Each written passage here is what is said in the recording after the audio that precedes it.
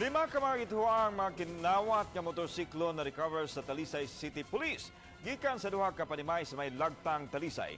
Samtang atol sa pagrunda sa kapulisan sa dapit na suta, ang duha ka masuyupanan apan mga suspitsado nakaipsot. Si Luan Meronida sa report.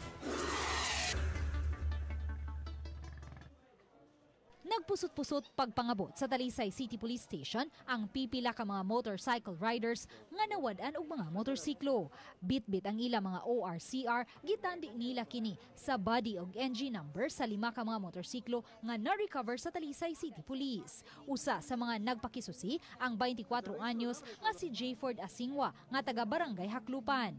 Matud niya, gipark lang niya ang iyang motorsiklo sa tugkaran sa ilang panimay niadtong Hulyo 30 apan pagmata niya nahanaw na ang iyang motorsiklo. Wala nakalaklas pero namay kurala mo murag di daghan sa migiro buong kung duwa man mo katingog. Mo to pagmata no buntag wala. Namo to nagpablatter din mi diri.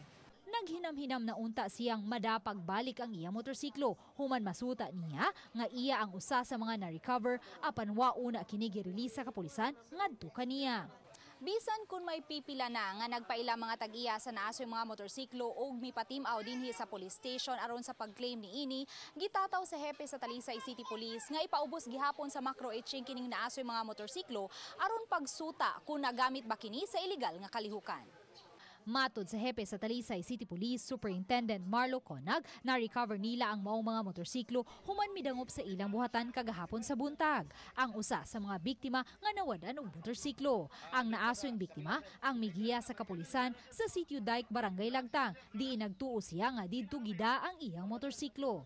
Medyo malayo-layo din na nilakad namin and then nagtakbuhan yung mga tao. Nagtakbuhan. So nakaamoy kami ng yung Pilox ba? Pilox, yun ang sinundan namin, yung amoy ng Pilox. Kasi sabi namin, ang info is that pag may karnap, pinipintura nila kagad and then tira-transport. So true enough, pagdating namin doon, nandun yung mga newly painted na mga motor, 5.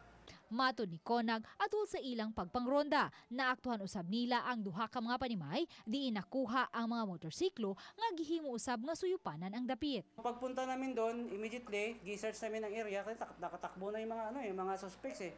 Sinearch namin, may drug din, 2. Nandun pa yung mga mga shabu, yung mga paraphernalia and everything.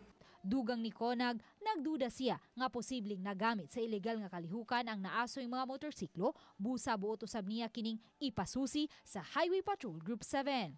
Apan gipasalig niya nga mauli kini sa mga tagiya kung makapresentar sila og mga dokumento. Luan Merondina, Balitang Bisda.